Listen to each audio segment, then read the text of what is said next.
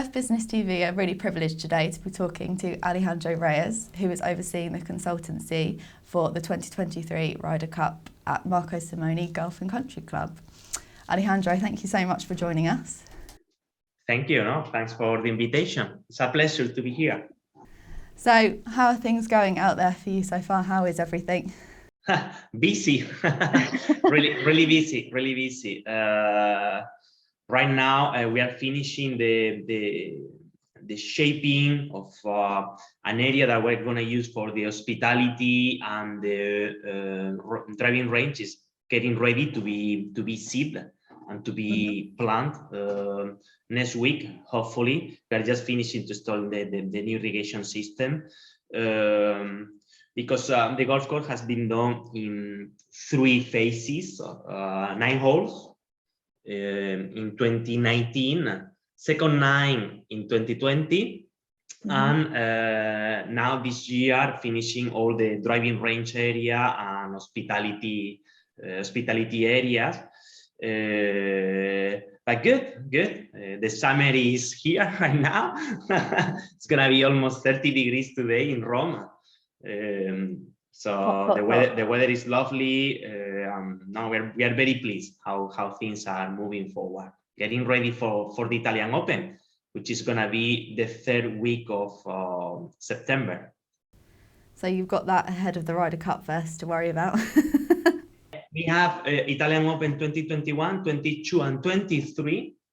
Yeah. 23 is going to be a challenge one, because probably it's going to be on May. And here, our fairways and tees are warm season grasses, and May is just right.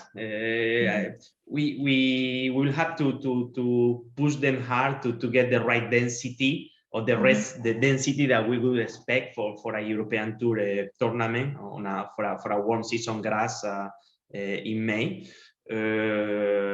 But no, it's great, because at the end of the day, all of these we are testing. We are testing the people, we are testing ourselves, testing the golf course.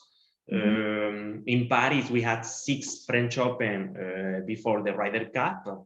Here in Rome, we have 3 Italian Opens, and that's very good. So obviously you oversaw the Ryder Cup in 2018 at Le Golf National, but you was actually employed there, wasn't you? And I know this time for the 2023 Ryder Cup, you're actually the consultancy side. So tell me a little bit about how that came about. Well, it's a long history. It started, actually, I met the people, some of the people from the Italian Federation and from here, from Marco Simone, during the Ryder Cup. In 2018, they came to visit, to see, all the hospitalities, to see the maintenance compound, to see how many volunteers of the mowers we need, etc., etc. And I had a first contact with them after that, just the week after of the Ryder Cup, to come here to Marco Simone, but I wasn't ready, really. Yeah. Actually, I had a difficult period of 2-3 weeks after the Ryder Cup 2018, with a lot of stress. I didn't feel any stress during the preparation of the tournament. The week of the tournament was great, was so smooth. We really had fun, everybody. But it was after the tournament when I was feeling, I don't know, really tired, stress. I had a couple of difficult weeks, I'm gonna say. So I say, no, this is I'm done one, and that's enough. But we kept in touch. And finally, in 2020, in January 2020, we decided to come here, but in a different format, if I can say, because we have T.A.S, our consultancy company, which is going very well. We are very pleased with the company. So I couldn't come here as a full-time staff. And we proposed to the owner of Marco Simone a solution where T.A.S. was employing the golf course superintendent, and we would give the technical and the agronomic support and sharing of all of our experience we got in 2018 for this one in 2023. So they were agree with that. We sent a few CVs, the curriculums to the owner of Marco Simone. So Lara was one of the Arias was one of the CVs, and Lavinia Biagiotti, which is the owner of Marco Simone, she really wanted her on site. So that is from one day to another, our life just changed totally because we were living in Sevilla. So yeah, we had to pack everything and come here to Rome. At the beginning was just for a 2 years period because the Ryder Cup was in 2022. But later on, in March, the COVID came. Everything was, but you know the history. And at the end, the Ryder Cup is in 2023. But we are very pleased with this. This is a beautiful experience that we are having here. And of course, it's different than what was in 2018. For me, I'm missing the management, the direct management with the team. But Lara is doing a fantastic job with them. But it's true that as a consultant, we can advise as well in management, not just in agronomy. But we don't have that much, I'm gonna say, direct contact with the greenkeepers. So that's the thing that changed. For the rest, all is fine. So sort of stepping back a bit, like you say, not as hands-on. Obviously you've already done this once and we're doing it again now, so you're up for the challenge and everything that brings. So you mentioned pressure and sort of stress then. So I wanted to ask you how you sort of dealt with opinions of players and obviously the world watching the course that you produce. How do you deal with that? Well, there is always pressure, of course. Now we have our new captain decided, Henry Stenson. He will visit in the next few weeks Marco Simone. Actually, we have as well the first vice captain, who's going to be Thomas Bjorn. Who was this? So that's going to be funny as well to see Thomas back here in Marco Simone. So yeah, I mean, pressure. There will be always pressure because the people who comes to Marco Simone today to play, all of our clients, they are expecting to play a Ryder Cup golf course in a Ryder Cup conditioning. And at the end of the day, we are dealing with plants, with nature, and it cannot be at the Ryder Cup level every day. We have maintenance to do on the golf course. The weather changed a lot. I mean, we have many variability, on the conditions. That at the end, the golf course cannot be at the highest possible level every single day, and that's the only thing that probably is the most difficult, to deal with. People expecting the Ryder Cup conditions, and probably we are top dressing the fairways that day. But we have to. To produce the golf course that we want to produce in September 2023. We have to do a lot of maintenance operations. So Alejandro, we're around 16 months now, I think, out from the 2023 Ryder Cup. I know you're not working solely towards that event because, as you mentioned, you've got the Italian Open stuff going on as well. But how is prep going for that? Because I know for the Paris event you were prepping, months and months and months in advance. So it's really, preps are ongoing. Actually, as I say, we are expecting the first visits from Ryder Cup Europe, the captain. We could have some changes to do on the golf course, probably. let's see. The driving range is still under construction, so that's as well. We need to have the driving range in pristine conditions for the year to go. First of all, for the Italian Open, which is before of the year to go, and later on for the year to go. We are building a very nice team of guys. Spending a lot of time with them, training them really on all the single details that at the end makes the difference on the golf course maintenance.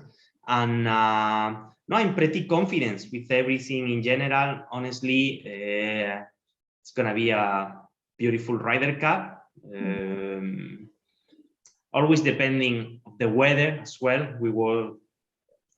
We were very lucky in Paris. We had a beautiful week. Hopefully, we are going to have the same weather or even better weather here in Rome. We should.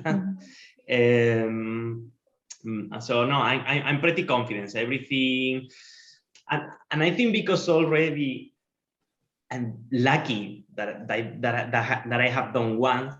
I can see from now how everything, all the processes are gonna be building up to the Ryder Cup. So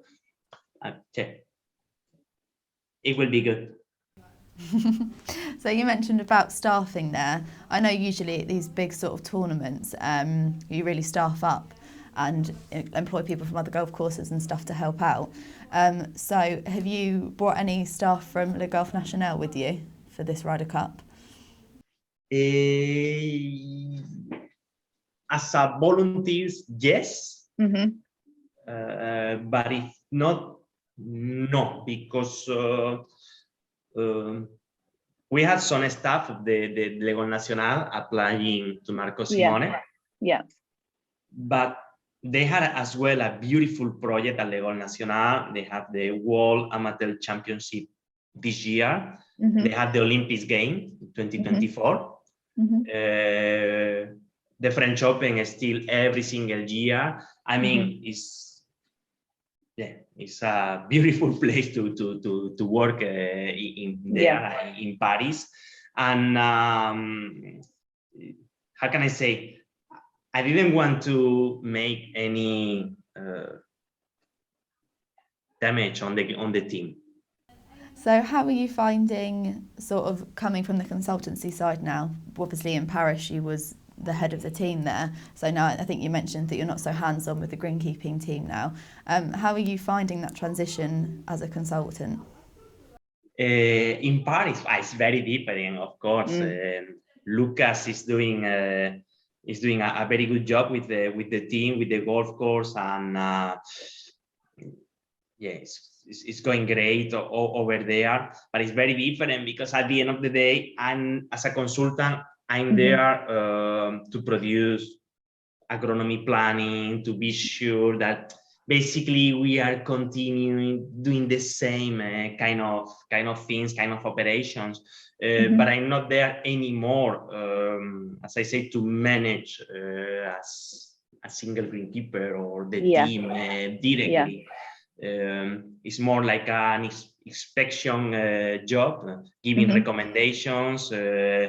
And as well, I think our role as a consultant is to prevent possible mistakes, if I can say, to be as a preventative. Listen, if you keep doing that, be careful because this could come. But it's very special every day. At the end of the day, I was living 6 years there, and still I consider Le Golf National as home. Yeah. So it's a strange feeling every time that I go back to Le Golf National. Luckily, I go every other month, and I feel how can I say, almost in family. So obviously being at Le Golf National for 6 years, how are you finding the transition from Paris to Rome? It's different. It's very different. First of all, we had much more time to set Le Golf National at the time that we have to set Marco Simone.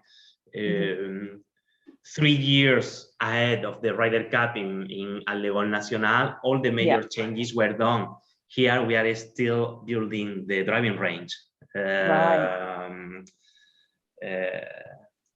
The weather here in summer is extreme. Even myself, I couldn't imagine how hot can be the Roman weather in summer. So obviously the irrigation system has a major role to play. We have different kind of grasses. Here we have new creeping bentgrass greens that are great. I mean, it's beautiful, totally new USGA greens. We manage them in a very special way. We almost don't have any inputs to the greens. We irrigate very little. We do very deep and infrequent irrigation. That our Poanoa greens at Le Golf Nacional, 30 years old, they were very different. Fairways as well. We have Paspalum, which is warm season grass. At Le Golf Nacional, we have Poa ryegrass. I mean, just the whole, no? It's totally different. This is a new place that is being rebuilt from zero, basically. Le Golf Nacional was a 30 years old golf course that we just have to improve. To make better. It's a different scenario. It's just different scenario. So what was the course like when you obviously arrived where you are now, and what implications did you have to bring in to obviously get it up to the standard that it needs to be for the Ryder Cup? Well, when we arrived here, the golf course was still closed. Wasn't growing. With a lot of delay. The Italian Open 2021 wasn't sure. And actually, I remember when we came here doing the visit on January 2020, and they were still shaping holes. I mean, you know, imagine just moving earth everywhere.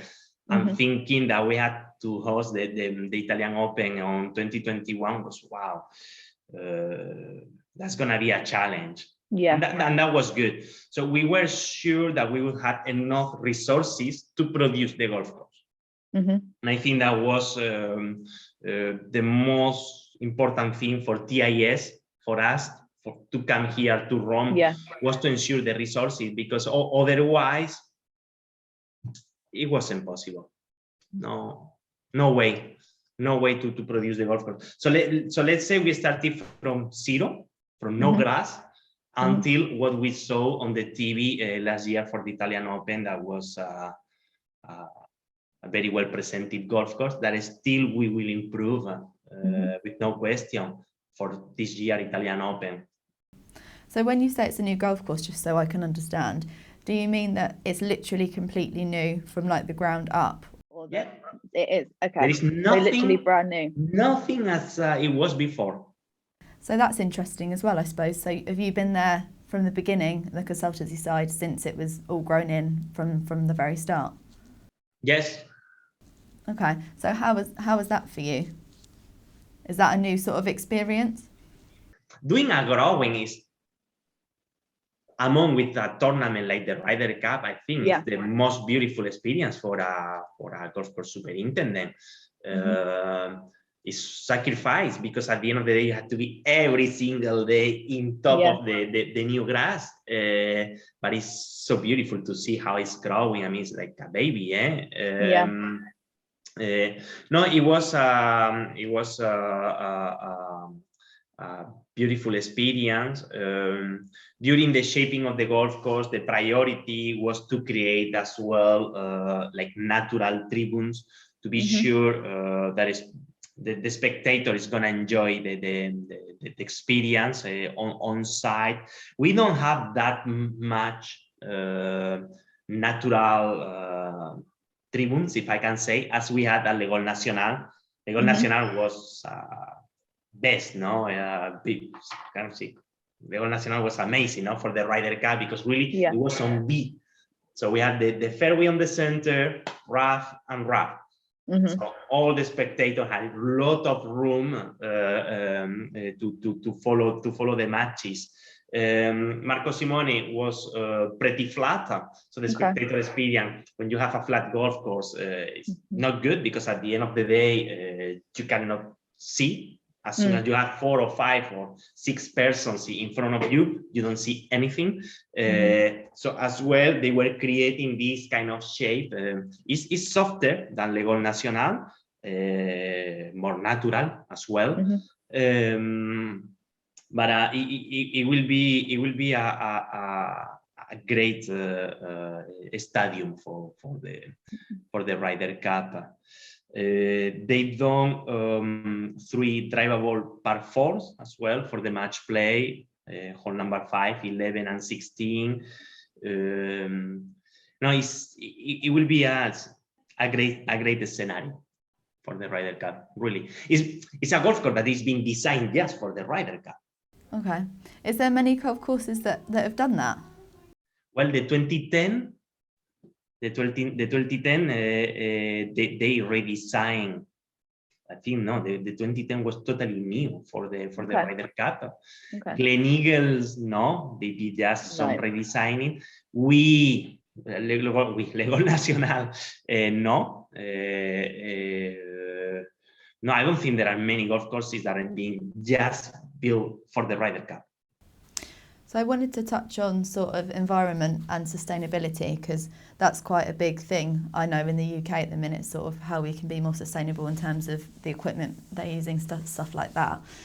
So have you found there's a greater focus on that for the 2023 Ryder Cup than maybe you had to think about at 2018? As I say, we are dealing with a totally different animal here in Marco Simone.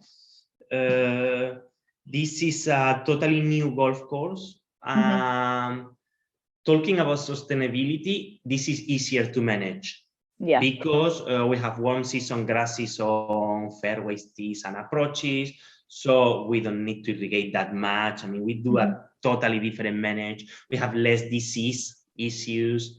Greens, totally new greens with a new varieties. To give you, it's true that the weather is totally different that what you have in UK, but in 2021 we just spray 1 fungicide on our greens in the whole year, so which is almost impossible to do on a older golf course with as well. We have we don't have many trees, it's very little. So all the key areas we have a great aeration, natural ventilation.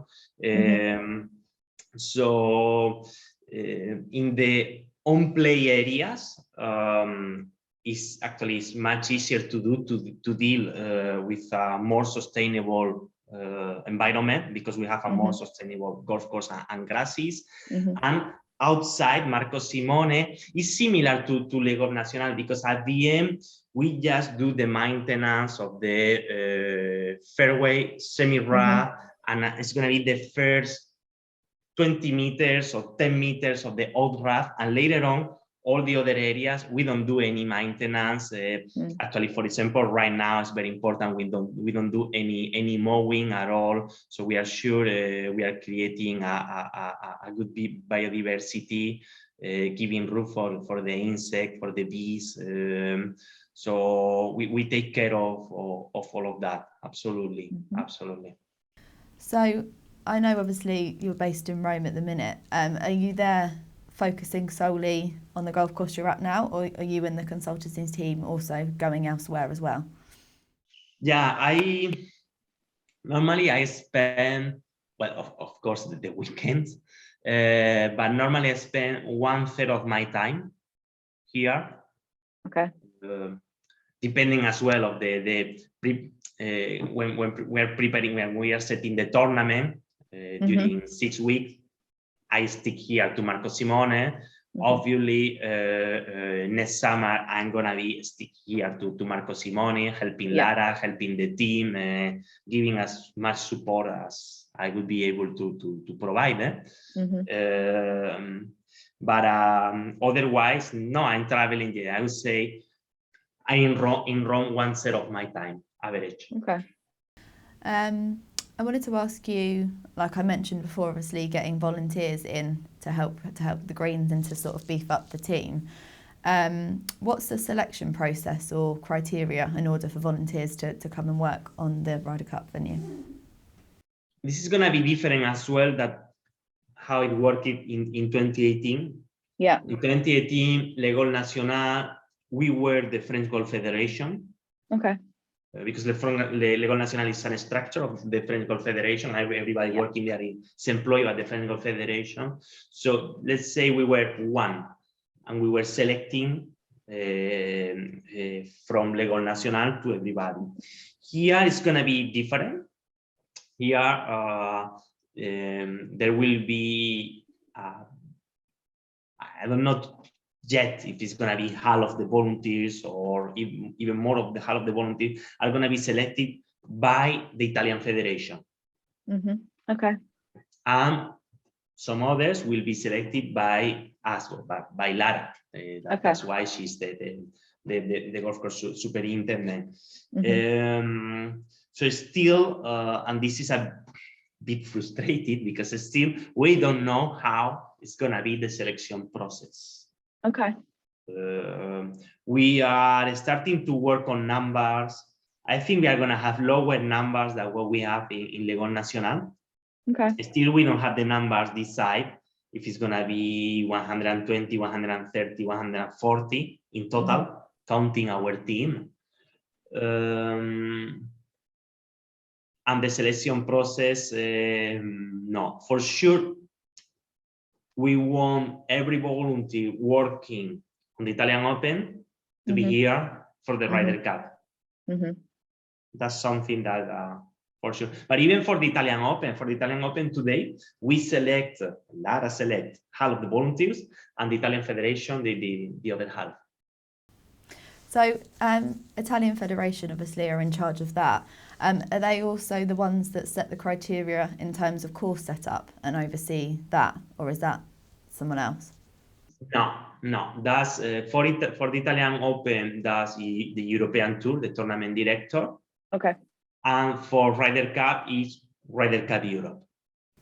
Yeah, and is that quite a strict sort of criteria you get? How is that? Yes, it is. It is. So I know that it does happen that people have objectives to make the course favour their home team. How do you feel about this in terms of setting the course up to Europe's advantage? I'm sure it's not there, but I want to ask the question. How can I say? It's like a football match. Yes, at some point when you are playing at home, you can decide the height of the grass, if you want to irrigate or not before, how fast you want the ball moving around. So at the end of the day, of course we can configure the golf course in one way or another, and obviously we are going to configure the golf course for a kind of Europe play. But later on there is a lot of statistics, calculus working behind all of that. It's not that easy. There's a lot of analysis. How do we do every hole? It's very special. But I cannot say much more. No, I understand. I wanted to touch on obviously as well, because I know you mentioned Lara being the golf course superintendent there. So did you both move to Rome together, and you took on the consultancy and then she took on the superintendent role as well? Yeah, of course, but she managed everything. Yeah. She managed everything. Yeah. All the team loved her. the property, our clients, our members. She got last year from the Italian Greenkeeping Association the recognition of the best Italian superintendent, which is very, very nice. Yeah. And no, she's amazing, and she's very passionate about her work, all the details, and basically she's doing all the work, if I can say, almost. Yeah. And here I'm supporting her, but Yeah, of course. no, I had a much more, I think, important role at the beginning during this growing period. There we didn't have any time to lose. Yeah. I mean, we were pushing super hard at the golf course. But today I'm almost sometimes helping more as a greenkeeper. I come in the morning, I take a roller, I take a mower. Yeah. I help the team, and I know everything that I'm gonna see, and I see with her. Yeah, she managed the golf course. I don't actually think I mentioned there that she's your wife, which is why I asked that question. So I should probably give some context there, because I don't think I mentioned. But in the UK, female sort of greenkeepers, grounds people is quite scarce. So is there quite a lot of females working in the sort of greenkeeping where you are, or not really? Is it the same as the UK? Because it's quite rare to have a female superintendent as well. But I don't know why, because actually all the female superintendents that I know do a great job. Yeah. Honestly. Yeah. But it's something, I don't know if it's something that is coming from the very beginning, from the training, or from the greenkeeping schools. I don't know, honestly. I don't know why. It's true that we have more and more females on the team. Yeah. And that's great news. And it is something that we need to keep promoting. Yeah, definitely. Many golf courses still on the maintenance area. It's true that they don't have a female. Sorry. How do we say? A female changing room. Okay. And I can, at this moment, I have 3 clients doing works on the maintenance area to be sure they're gonna provide changing room from females, because at least in France and in Spain, it's becoming more and more popular. That's good. That's good to hear. Because it's not so much in the UK at all. So it's good that there's making more movements where you are. Sometimes, I would say 10% of the crew, maybe. Okay. Around, yeah. So I wanted to ask you, in terms of the Ryder Cup prep, is there anything that hasn't gone to plan so far, or hasn't gone as anticipated? No. Good. All is no. All is on the right way. No, all is in control at today. Good. So let's sort of think about the future, and when the last putt goes in at Rome.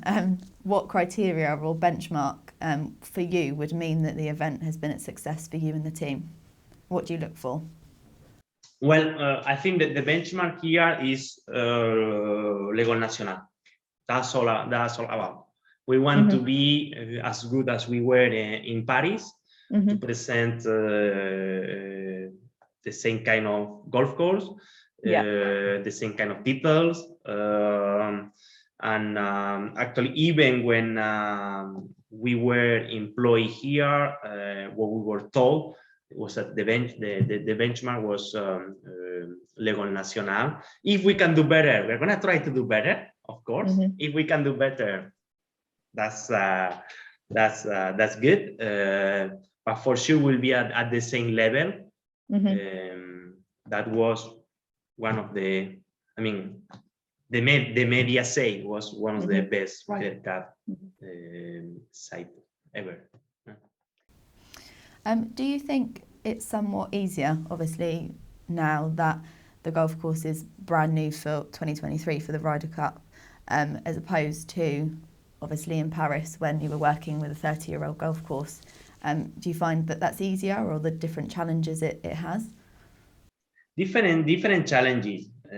For example, still we find settlements on the soil because everything is being moved. So some areas still that are not well compacted are giving problems, and we need to improve them. We have some drainage, extra drainage to do that we are doing ourselves.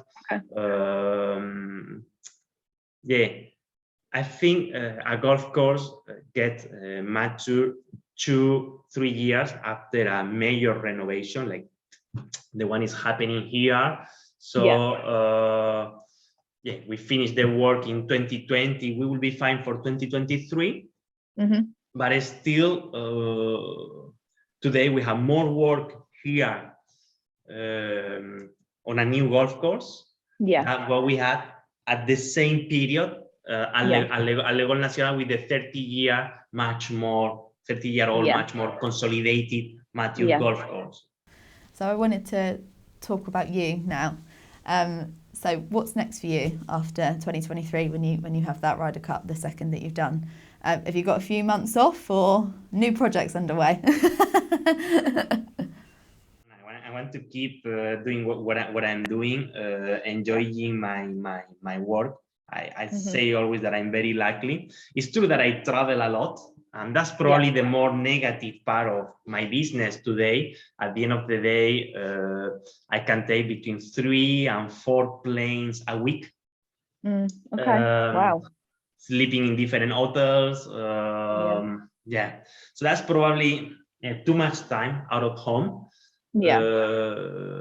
But on the other hand, I feel so lucky meeting just great people when I come to a golf course, meet the superintendent. There is a psychologist part of my on our consultancy work, I think, as a consultant, because we are listening to the problems, to the issues they have, sharing our experience, listen maybe, and you know, many times they are not technical or agronomical issues. More issues with the team or with their management, the general manager or the members, and no, as I say, I feel very, very lucky doing what I'm doing today. I couldn't imagine that it could be that good to be consultant. I don't want to change. Well, I'm glad to hear. I'm glad to hear that's going so well for you. What was it that made you decide to go to consultancy and sort of pack up being a superintendent or on the ground so much? I had a few offers after the Ryder Cup to keep as a superintendent with other. For sure, I wanted to leave Legal Nacional because after 6 years, for me, it was clear that we got the maximum of that golf course. I don't know how to say. For me, the mission was complete. Okay. It was time to leave, even if I was very well at Legal Nacional. But it was time to leave. So I had 2 choices: keep as a golf course superintendent, or to start the company, to start a new company with my associate, with Sylvain Duval, and start traveling around the world. It was clear that not any other golf course or not any other team could bring me all the satisfaction that I had in Paris. So even if I had good offers as a golf course superintendent, I told to myself that it would be frustration in a long term. So yeah, it was time to change, and I did well. Would you like to become a sort of Ryder Cup globetrotter? So are you hoping? No, you're not hoping for no, 2027 in Ireland. No, not at all. I think already to be participating in two of them is honor for sure. Yeah. Hopefully Europe will win here in Marco Simone. Hopefully the media, as it happened in Paris, will mention the golf course as the 13th player. Hopefully with our work we'll help Europe to win the Ryder Cup, and that will be the glory, eh? Of course. Well, I think that's a good place to wrap it up, Alejandro. So it's been really, really fascinating talking to you, and I wish you the best of luck for 2023 at Marco Simone, and also the best of luck with the consultancy business going forward. Thank you. It was very nice to talk to you too. And you. Thank you, Alejandro. Thank you. Bye.